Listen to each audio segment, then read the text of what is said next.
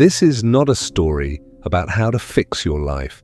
This is a story about how to survive its complete and inevitable collapse, because it happens in the quiet, in your 40s, when you think you have it all figured out. That's the part they don't tell you about success, about building a life that looks right on paper. They don't tell you that the foundation it's all built on is more fragile than you can possibly imagine. And they don't tell you that when it cracks, you will be left standing alone in the wreckage, not even recognizing your own face in the reflection. So what follows is not a guide. It is a map of the hell you may already be walking through or are about to enter. We will explore why the stable life suddenly becomes a psychological cage, using the brutal honesty of philosophy to illuminate the darkest corners. But I will also reveal a dangerous truth that most self-help systems intentionally hide. The path to wholeness does not lead through positivity. It leads directly through the heart of nothingness. It leads through embracing the parts of yourself you have exiled because you believed they were too weak or too shameful to survive. The question that haunts you at 3 a.m., the one you push down with every new achievement, isn't, how can I be happy? The real painful question hiding underneath it all is, who the hell am I when the performance stops and the lights go out?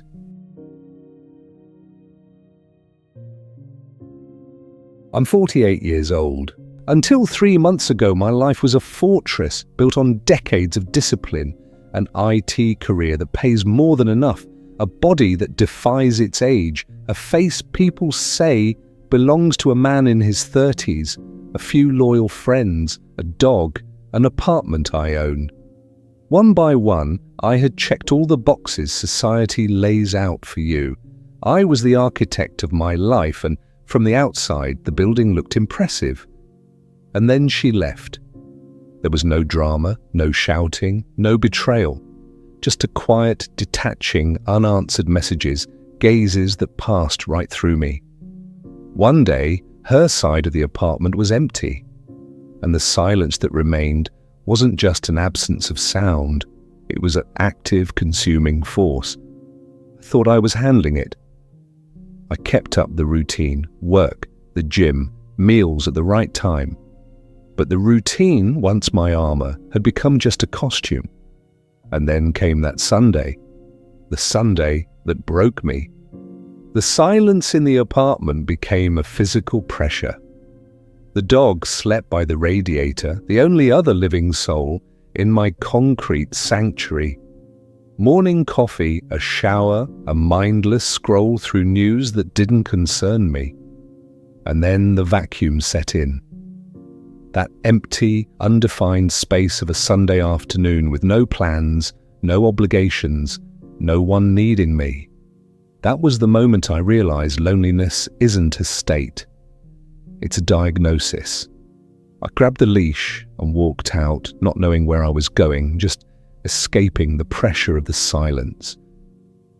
I ended up in a local cafe, the dog under the table, a beer I didn't want in front of me. The place was buzzing with life. Couples, families, friends, and me. Alone. Pretending to wait for someone. Pretending I had a reason to be there. And there, amidst the murmur of other people's lives, something cracked. Not on the outside. Inside. It wasn't sadness, not anger. It was exhaustion. A mortal exhaustion from pretending I was okay. Exhaustion from maintaining the facade of the stable guy. While inside, everything was turning to dust. Exhaustion from a life I no longer recognized as my own. Later, trying to make sense of the disintegration, I remembered something I'd read years ago from Carl Jung, the Swiss psychiatrist and psychoanalyst. Jung said that most people never truly meet themselves. They only meet the mask they wear. The persona. The persona, he wrote, is that which in reality one is not, but which oneself and others think one is. That mask is our tool for functioning in the world. My mask was polished to perfection, the reliable man, financially independent, logical, calm, capable, resilient. That mask helped me survive divorces, business failures, losses. It gave me structure and identity. But now that she was gone, now that the apartment echoed with emptiness, the mask began to slip. And behind it, nothing. Absolutely nothing I could recognize as me. That afternoon in the cafe, I didn't feel like a man having a bad day. I felt like a witness to my own real-time evaporation. I looked at the people around me and wondered, who am I when I'm not someone's partner? Who am I when no one needs me? Who am I when the weekend is empty and my mind won't shut up? Jung had an answer, but not a comfort. He believed, we don't become whole by becoming better versions of our masks. We become whole by confronting the parts of ourselves we have exiled. That includes the sadness, the confusion, the loneliness, all the things I had pushed under the rug for years in order to be fine. The sentiment often attributed to him is, until you make the unconscious conscious, it will direct your life, and you will call it fate. That Sunday wasn't a crisis, it was a first, terrifying meeting with myself, without the armor, and that meeting scared me to my core.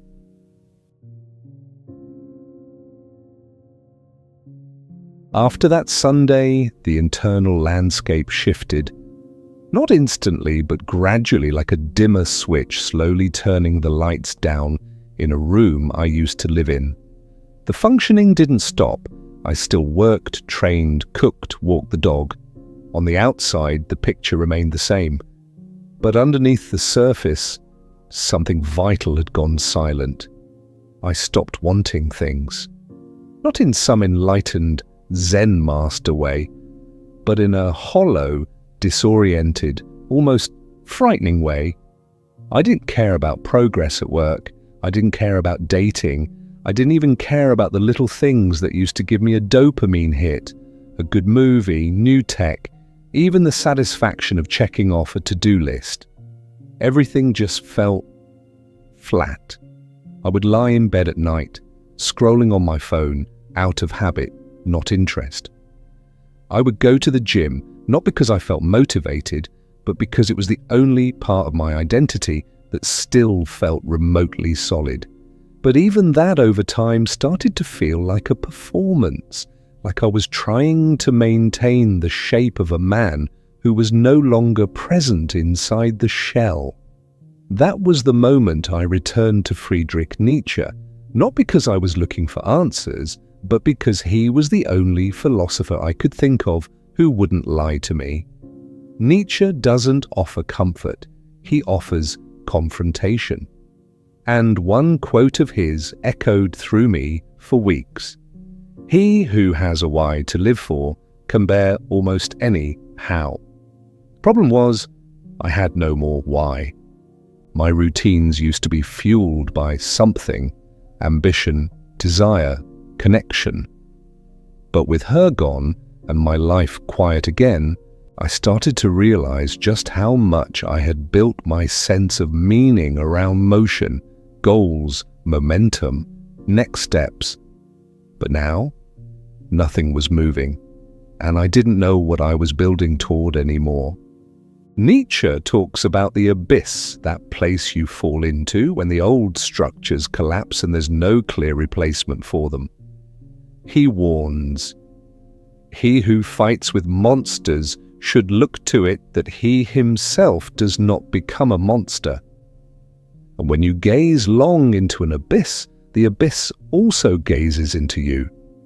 And that's exactly what I felt like I was facing. Not depression, not darkness, just nothingness. The slow horror of waking up and realizing that everything that used to give your life shape was no longer enough to fill you. That abyss stared back at me with indifference. It didn't offer destruction, it offered a question. Now that you've lost your distractions, will you create something that's actually yours? And that's where Nietzsche shifts from terrifying to transformative. He doesn't say, find your purpose. He says, create it, forge it, bleed for it, make it yours. Because once the old gods are dead, the relationship, the job title, the image of who you thought you were going to become, you can either collapse or you can become the kind of man who doesn't wait for meaning. You become the kind of man who builds it out of ruin. One must still have chaos in oneself to be able to give birth to a dancing star. I was sitting in the abyss of my own life. No motivation, no plan, just me, my dog, quiet evenings. A tired body, and the echo of a future I could no longer see. But something strange started happening in that stillness, a faint flicker of instinct. Not hope, just a refusal to go completely numb. That, I think, is what Nietzsche meant by strength. Not being powerful, but being willing to face the void and not run. I've always handled being alone well. I'm an introvert by nature, and as an IT professional, I've built a life that doesn't require constant socializing. I've had girlfriends, yes, meaningful ones, but I've never been one of those people who falls apart without someone around. At least that's what I believed. Until she left. Until the nights got quiet. Until Sunday afternoons started to feel like rooms with no air. It didn't happen all at once. It crept in. I would walk into the apartment after a workout and hear nothing. No messages waiting, no one checking in. Just the sound of the fridge humming and my dog padding across the floor.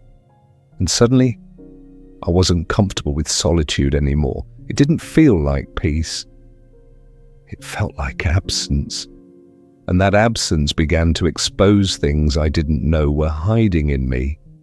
At first, I thought I missed her. But then I realized it wasn't her I missed. It was the reflection of myself I saw in her eyes. Sense of mattering, the rhythm of being needed, the feeling that I existed in someone else's world. Without her, without a mirror, I felt undefined. That's when I understood what Carl Jung meant by the shadow, not just the dark side of our personality, but all the unconscious parts of us we've disowned or failed to see. He wrote that the shadow is a moral problem that challenges the whole ego personality, for no one can become conscious of the shadow without considerable moral effort. I had spent years cultivating the parts of me that were presentable, productive, calm, and capable. But what about the parts I had ignored? The loneliness I never admitted because I was too independent. The need for validation I buried under achievements. The grief I swallowed every time someone left me, pretending it didn't hurt. Those parts didn't go away, they just waited. And now, in the silence of an empty apartment, with no one left to impress, they came back.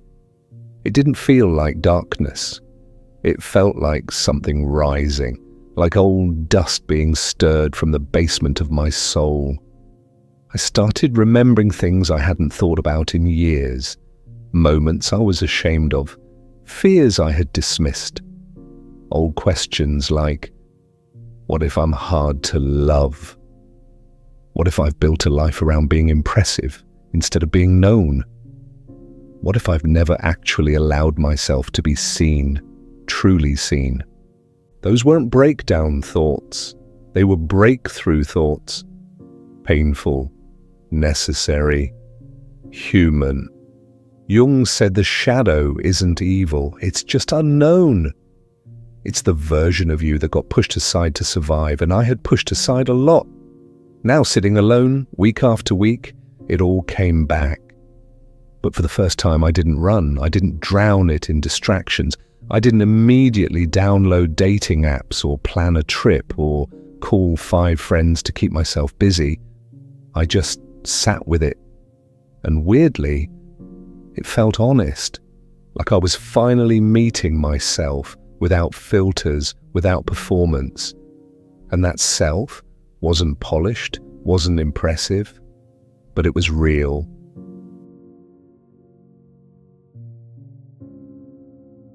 There comes a point after the silence, after the disillusionment, after the shadow rises, when you stop asking yourself, how do I fix this? And you start asking a deeper question. What is all this trying to teach me? I wasn't in crisis anymore. I was simply flat. My life had structure. I woke up, worked, trained, fed the dog, got through the day. But underneath it, there was no pull, no thread, no sense of being called toward anything. And then I stumbled, or maybe collapsed, into the work of Viktor Frankl. Frankl was a neurologist, a psychiatrist, and a Holocaust survivor. He lost his parents, his brother, and his pregnant wife in the concentration camps, but not his will to reflect. And out of that unspeakable suffering, he wrote about the core of his philosophy. The idea is often summarized as, life is never made unbearable by circumstances, but only by lack of meaning and purpose. That hit me hard because my circumstances weren't unbearable. I wasn't starving, I wasn't in danger, I wasn't sick. I was on paper doing quite well, and yet inside, life felt unlivable. Frankl wrote something else that shook me to my core. We should not ask what the meaning of his life is, but rather must recognize that it is he who is asked. That flipped the script. I had spent weeks, maybe years, wondering, what's the meaning of my life? What should I do to feel fulfilled again? Why do I feel this numb? But according to Frankl, I was asking the wrong question. It wasn't about what I wanted from life. It was about what life wanted from me. That idea didn't make everything better, but it gave me something I hadn't had in a while, a shift in posture. Instead of numbing myself with routines or trying to chase a spark that wasn't there, I began to sit with the discomfort and listen. What if this emptiness wasn't a flaw in the system, but an invitation? What if the point wasn't to feel better, but to become more honest? What if meaning wasn't found at all, but answered moment by moment? Frankl survived the camps, not by chasing happiness, but by holding on to responsibility, to finish his work, to live with dignity, to carry pain with purpose. I wasn't in a death camp, but I was in a kind of emotional exile, and the question became, can I carry my pain not as a burden but as material?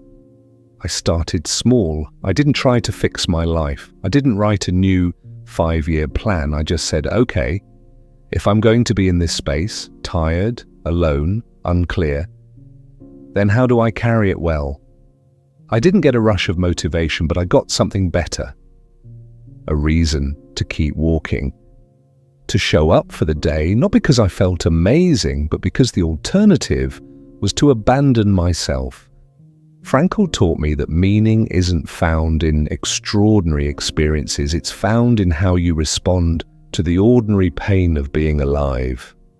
And my pain wasn't extraordinary, but it was mine. And I could carry it with dignity or let it rot me from the inside. I chose to carry it.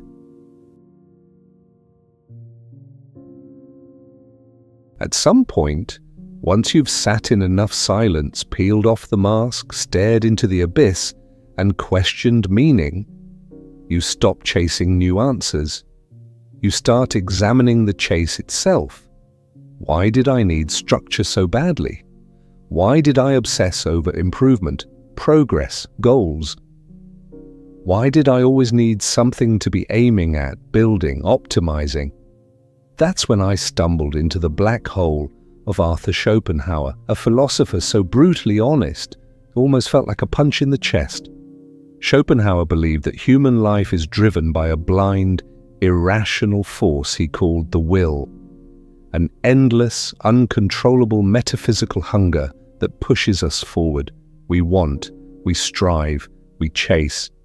And the moment we get what we want, we feel relief, not joy.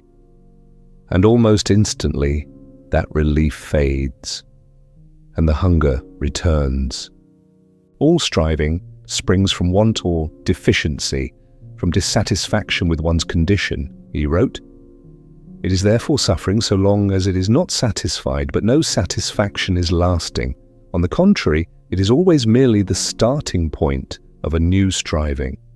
That was my life. Looking back, it was never about happiness. It was about avoiding discomfort. Work kept me from facing futility. The gym gave me control. A relationship gave me validation. Productivity gave me worth. But none of those things fed the core hunger, because the hunger wasn't for things, it was for peace. And I didn't know how to sit in stillness long enough to find any, so I kept feeding the will, over and over, and eventually, like Schopenhauer warned, I got what I was chasing. The body, the job, the routines, the woman, and I felt nothing. Just a quiet voice inside asking, is this it? That's when I realized something devastating. I wasn't addicted to progress. I was afraid of what would surface without it, because beneath the chase was a void, not a dramatic one, but the kind that gnaws at you slowly. It shows up in moments of stillness, a clean apartment with no one in it, a weekend with no plans, a good paycheck that doesn't excite you anymore, a quiet Sunday with only your dog for company. Schopenhauer didn't believe we could overcome the will, only escape it temporarily. He suggested that aesthetic contemplation, like appreciating art and engaging in philosophy, were the only ways to lift ourselves above the hunger, even if briefly, to stand outside of wanting, to stop trying to possess, consume, achieve, and just see. That's when I started doing something different. I stopped chasing the next thing. I let myself walk with no destination. I read without taking notes. I watched the way my dog stretched when sunlight hit the floor. I didn't try to get something from the moment. I just tried to be inside it. For the first time in a long time, I didn't feel hungry, not satisfied, just still. And that stillness was everything.